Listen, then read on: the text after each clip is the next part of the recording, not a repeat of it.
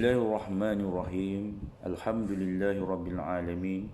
Wassalatu wassalamu ala asyrafil anbiya'i war mursalin wa ala alihi wa sahbihi ajma'in. Syahrul Ramadan allazi unzila fihi al-Qur'an hudan lin-nasi wa bayyinatin minal huda wal furqan. Sadaqallahul azim. Bersyukur kita hadrat ke Allah Subhanahu wa taala kerana kita dikurniakan lagi Ramadan pada tahun ini. Mudah-mudahan Ramadan yang dikurniakan oleh Allah ini memberi manfaat kepada kita supaya kita boleh mengambil keberkatan yang ada padanya. Di dalam bulan Ramadan ini Allah Subhanahu wa taala telah menurunkan satu ayat yang telah memfardukan puasa kepada seluruh umat Islam yang cukup dengan syaratnya yang berbunyi ya ayyuhallazina amanu kutiba alaikumusiyam kama kutiba alal ladzina min qablikum la'allakum tattaqun. Wahai orang yang beriman, kamu diwajibkan untuk berpuasa sebagaimana yang telah diwajibkan ke atas orang-orang terdahulu daripada kamu supaya kamu bertakwa. Dalam ayat itu merupakan kefarduan kepada kita untuk menjalani ibadat puasa sebagai orang yang beriman.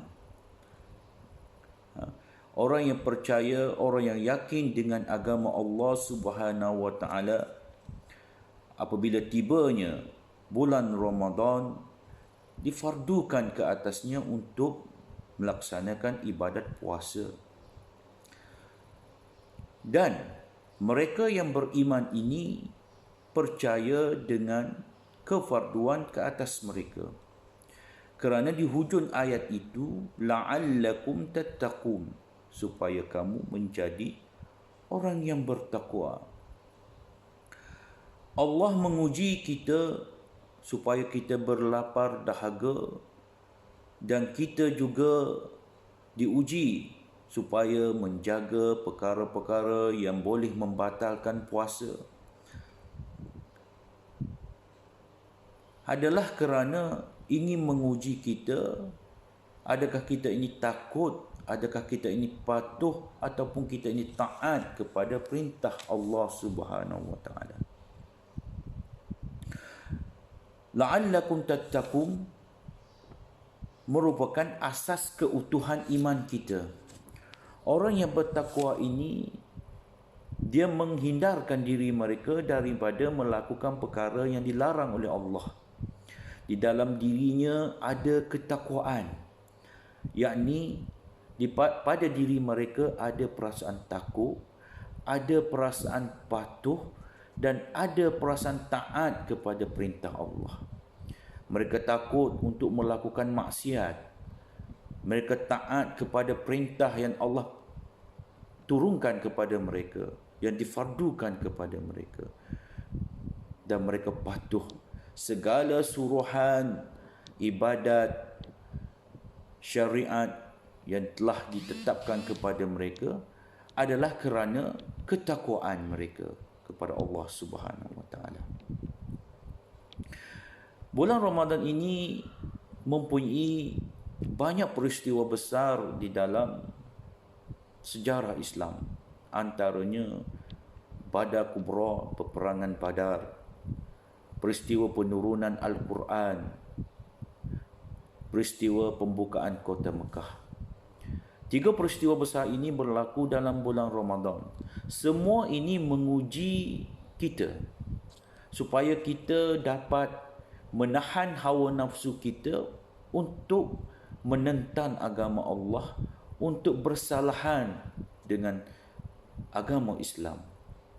Al-Quran diturunkan membawa kepada kita panduan sebagaimana firman Allah Subhanahu wa taala, Syahrul Ramadan allazi unzila fihi al-Qur'an hudan lin-nas wa bayyinatin minal huda wal furqan.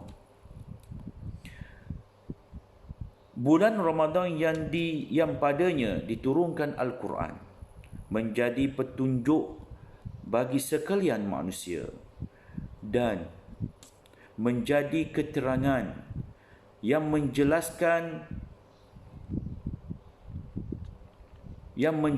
petunjuk itu, dan menjelaskan perbezaan di antara perkara yang batil dan perkara yang hak. Al-Quran ini menguji kita supaya kita mengikuti apa yang disarankan oleh Allah Subhanahu wa taala. Al-Quran ini membawa garis panduan pemisah antara kebenaran dan larangan. Ini ujian daripada Allah Subhanahu wa taala supaya kita melarang ataupun supaya kita menahan diri kita. Puasa menahan diri daripada perkara yang membatalkan. Al-Quran supaya kita menahan diri daripada perkara yang dilarang oleh Allah Subhanahu wa taala. Di dalam Al-Quran dijelaskan kepada kita dengan jelas, sejelas-jelasnya perkara yang dibolehkan dan perkara yang dilarang, serta menjelaskan tata cara hidup beragama. Di dalam Al-Quran, hukum hakam, panduan hidup, kisah-kisah umat terdahulu, semua dinyatakan dengan jelas supaya kita mengambil iktibar dan bertadabbur dengan Al-Quran. Di dalam peristiwa Fathul Badar contohnya, bagaimana perjuangan menegakkan agama Allah dilakukan oleh para sahabat bersama Nabi sallallahu alaihi wasallam, menjelaskan kepada kita pentingnya menegakkan kebenaran, menegakkan agama. Kita hari ini berjuang untuk menentang wabak. Umat terdahulu menentang musuh Allah. Kita menentang musuh yang boleh memudaratkan diri. Musuh Allah memudaratkan agama Allah. Wabak memudaratkan kesihatan kita. Dua perkara yang mempunyai peranan yang cukup memudaratkan kepada seluruh jiwa manusia. Jika musuh Allah itu berkuasa, kita akan menjadi sesat daripada agama Allah. Jika wabak terus merebak, kita akan menghadapi musibah kesihatan yang boleh menyebabkan kematian. Kedua-dua ini memerlukan perjuangan daripada kita dan beristiqamah di dalam perjuangan. Kita hendaklah beristiqamah untuk menahan diri kita daripada mendedahkan diri kepada kemudaratan. Peristiwa yang ketiga yang saya nak sebutkan di sini ialah pembukaan Kota Mekah, tempat suci yang telah dirampas kembali daripada penguasaan musyrikin Quraisy. Nabi SAW telah berjaya menawang kembali Kota Mekah, menyebabkan kita pada hari ini dapat menikmati untuk mengerjakan ibadat haji dan umrah di Baitullah Al-Haram. Namun begitu, pada tahun ini terpaksa kita menahan diri kita untuk ke sana, dan kerajaan negara Arab Saudi juga telah mengeluarkan larangan daripada mengerjakan ibadah haji dan umrah tahun ini telah ditangguhkan.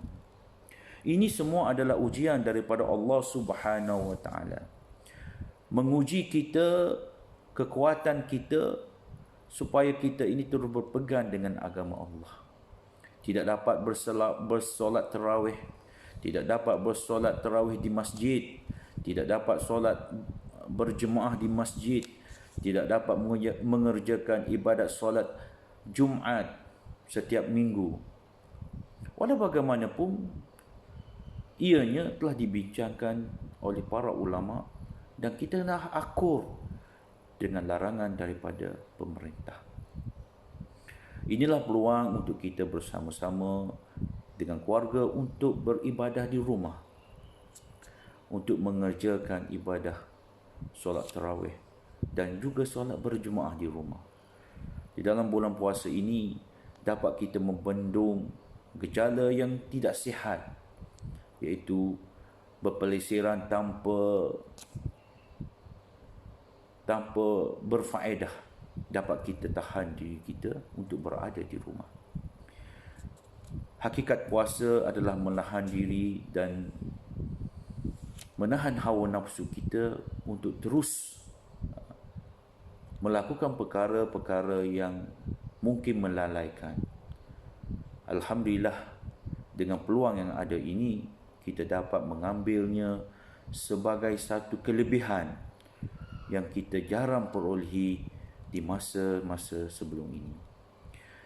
Dalam bulan puasa ini, sama-samalah kita muhasabah diri untuk menjadi hamba yang lebih bertakwa kepada Allah Subhanahu Wa Taala, sebagaimana tuntutan daripada ayat yang dibacakan tadi, supaya kita menjadi orang yang bertakwa. Sekadar itulah dulu sempena dengan program sambutan Ramadan bagi tahun 2020 daripada Panitia Pendidikan Islam Sekolah Kebangsaan Islah Kota Baru. Dan saya ucapkan ribuan terima kasih kepada penganjur dan juga pihak pentadbiran kerana memberi peluang kepada saya untuk menyampaikan sedikit tazkirah kepada semua. Moga-moga ianya memberi manfaat untuk kita semua. Saya mohon maaf, saya mengucapkan selamat berpuasa dan saya mohon kemaafan anda kata tersalah untuk semua warga SK Islah. Selamat menyambut Hari Raya Aidilfitri. Assalamualaikum warahmatullahi wabarakatuh. Kullu am wa antum bi khair.